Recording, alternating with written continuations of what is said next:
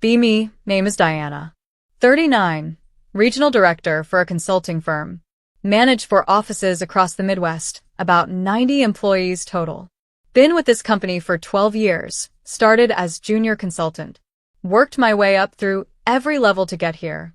Always felt like I had to work twice as hard as men. To be heard, to be respected, to be taken seriously. Now that I'm in leadership, I want to do things differently. Create a culture where everyone's voice actually matters. Not just the loudest voices or the most senior people. Spent months researching democratic leadership models. Read about companies that use radical transparency, where every decision gets input from everyone affected. Seemed like the answer to hierarchical power structures. Decided to implement an anonymous feedback system, where anyone could comment on any decision I made. All feedback anonymous to protect people from retaliation, especially junior employees who might fear speaking up. Presented the idea to my leadership team. 5 direct reports, 3 men and 2 women. They looked skeptical when I explained it. Robert, my most senior manager, asked how it would work. I explained I'd send out surveys after every major decision. Anyone in our region could submit anonymous feedback. I'd read it all, incorporate it into future decisions. Create true bottom-up leadership instead of top-down. My operations manager Karen asked about scope. Would this be for strategic decisions or everything? Everything, I said, total transparency and inclusion. If I make a decision that affects people, they get input. My finance manager Todd looked concerned. What if the feedback is just complaints without solutions? Then we learn what's not working, I said. All voices are valid even if they're just expressing frustration. Rolled out the system the following week. Set up an anonymous survey platform. Sent company-wide email explaining the new approach. Any decision I make, people can submit feedback within 48 hours. All feedback read and considered for future decisions. First week, I implemented a new client billing process, designed to streamline invoicing and reduce errors. Sent out the feedback form. Got 12 responses. Most were supportive. A few suggestions for minor improvements. This felt great, people engaging constructively. Second week, I had to deny a team's request for remote Fridays. Client demands required office presence. Send out feedback form expecting some disappointment.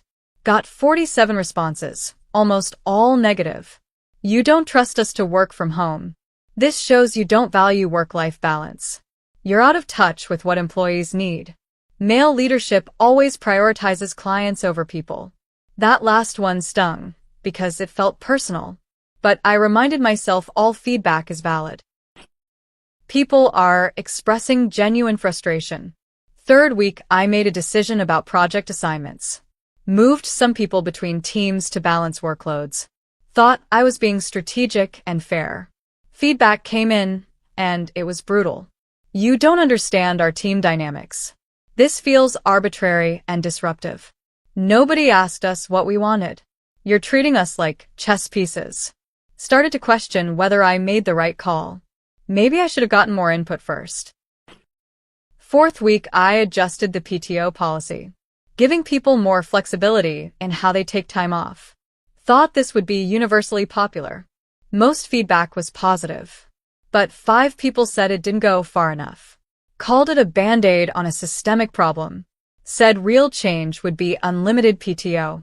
Now I'm wondering if I should have pushed harder. Month 2, and I'm getting feedback on everything. How I run meetings, who I promote, which clients we take. Even things like office temperature and coffee quality. The anonymous platform has become a complaint box. For everything anyone doesn't like about anything. Start noticing patterns in the feedback. Certain phrases appearing across multiple submissions. Leadership is disconnected from reality. Decisions are made without understanding ground-level impact. We need actual change, not performative gestures. These feel coordinated somehow. But they're anonymous, so I can't address them directly. Can only try to improve based on the themes. Month 3, and I'm second-guessing every decision. Before announcing anything, I'm trying to anticipate feedback. imagining all the ways people might criticize, adjusting my plans to preempt the complaints. But no matter what I do, negative feedback keeps coming. I implement a professional development budget. Feedback says it's not enough money. I increase the budget. Feedback says the application process is too complicated. I simplify the process. Feedback says people don't have time to use it anyway. It's like trying to hit a moving target. My leadership team notices I'm struggling. Karen pulls me aside after a meeting. Diana, you're letting anonymous feedback paralyze you. You used to make decisions confidently. Now you're second-guessing everything. I'm trying to be responsive to concerns, I say. You're trying to please everyone, she responds. Which means pleasing no one and leading no one. That night, I review all the feedback from the past 3 months. Hundreds of comments, most anonymous, most critical. Even my good decisions get picked apart. The new billing system, someone says it's too complicated. The PTO flexibility, someone says it's unfair to managers. The professional development budget, someone says it's elitist. I realize there's no decision that everyone will support. But I'm treating every criticism as equally valid. Month 4, and my team's performance is slipping. Projects delayed because I'm overcorrecting based on feedback. Client relationships strained because I keep changing processes. Employee morale is weird. People seem emboldened to complain. But nobody seems happier. Robert comes to my office. We need to talk about the feedback system. What about it? I ask defensively. It's destroying your ability to lead. That's not fair. I'm trying to be inclusive. You're abdicating responsibility, he says. Leadership means making decisions that not everyone will like, then owning those decisions and defending them. You're letting anonymous voices veto everything. I tell him he doesn't understand. That hierarchical leadership is exactly what I'm trying to disrupt. He sighs, Diana, I've worked here for 20 years. Under 6 different directors. You were the best until you started this feedback thing. Now you're the most ineffective. That hits hard, but I'm not ready to hear it. Week later, I have to make a difficult decision. Laying off 3 underperforming consultants. Send out feedback form after announcing it. Immediate flood of responses. This is cruel and unnecessary. You're sacrificing people for profit. Leadership always protects itself. These were someone's colleagues, not just numbers. Some feedback questions whether they were really underperforming. Or if I just didn't like them personally. Now I'm doubting my own performance evaluations. Were they actually underperforming, or was I biased? Spend days reviewing their files again. Call an emergency meeting with HR. Ask them to verify my assessments were fair. They confirm the employees were bottom performers.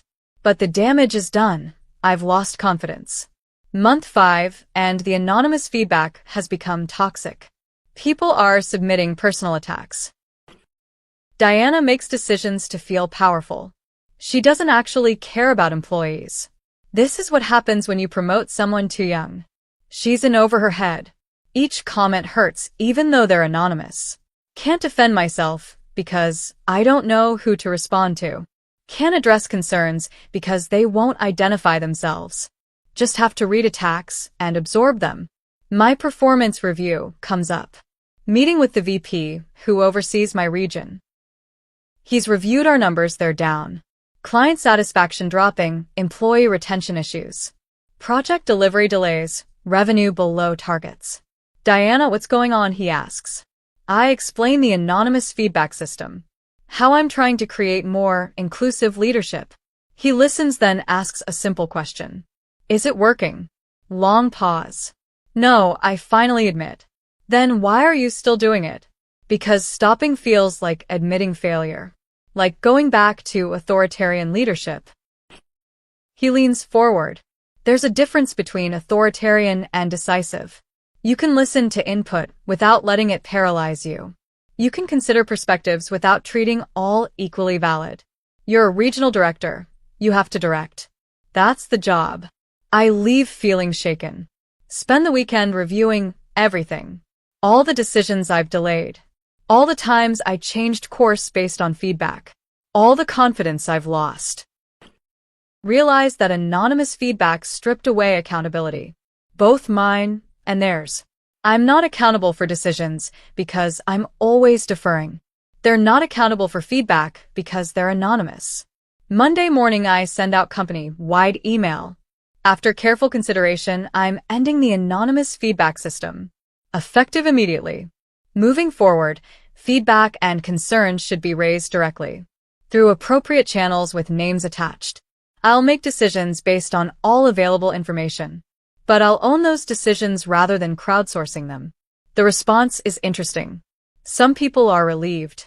Thank you, the anonymous system was getting abused. Others are angry. You're silencing voices that made you uncomfortable. This is what happens when leadership faces accountability. But most people don't respond at all. Just go back to work. First major decision without soliciting anonymous feedback. Implementing a new project management system. I research options, consult with relevant stakeholders. Make a decision and announce it. No survey, no feedback form. Just here's what we're doing and why. Get a few questions through normal channels. Answer them directly. Adjust implementation slightly. But I don't second-guess the core decision. System rolls out successfully. Within a month, things start stabilizing. My confidence returning.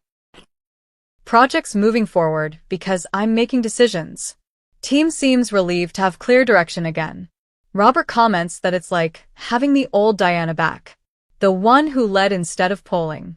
Karen says people respect decisive leadership, even when they disagree with specific choices. Month 7, 2 months after ending anonymous feedback. Our numbers are recovering. Client satisfaction improving. Project delivery back on track. Still not perfect, but trending right direction. I get a message through proper channels from one of the junior consultants, asking if we can talk about workload distribution. We meet face to face. She explains her concerns. I listen, ask questions, we problem solve together. Find a solution that works. This is what feedback should look like. Direct, accountable, solution-oriented. Not anonymous complaints hoping someone else fixes it. Month 9, and I'm invited to speak at a leadership conference about inclusive management and democratic leadership.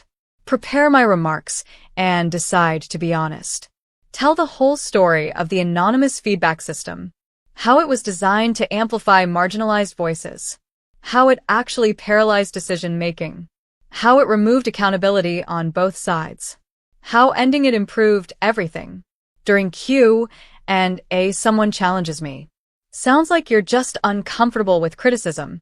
No, I respond, I'm uncomfortable with anonymous accountability. Criticism is valuable when it's direct and constructive.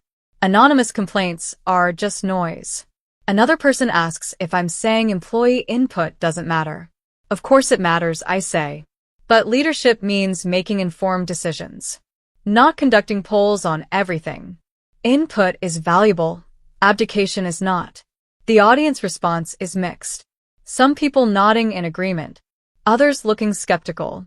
But several come up afterward to thank me, say they've struggled with similar systems. Felt pressure to be radically transparent, at the cost of being effective. Year later, my region is thriving. Best numbers in the company. Lowest turnover, highest client satisfaction. I've found a balance. I listen to input through proper channels. Consider perspectives and adjust when it makes sense. But I make decisions and own them. Don't hide behind anonymous consensus. Still do anonymous surveys twice a year for specific topics like workplace satisfaction. But not for operational decisions. And definitely not as a veto over leadership. My VP comments during annual review. You've really grown into this role. The first 6 months were rough. But you figured it out. What did you learn? He asks. That feedback is valuable, but not all feedback is equal. That anonymous input removes accountability. That leadership requires making unpopular decisions. And that trying to please everyone guarantees pleasing no one. He nods. That's what separates managers from leaders. Managers try to make everyone happy. Leaders make the right call even when it's hard.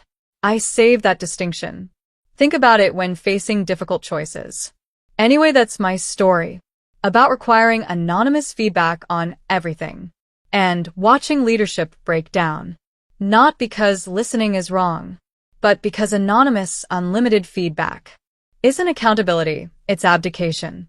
Real leadership means making decisions, owning outcomes, and facing criticism directly, not hiding behind anonymous surveys.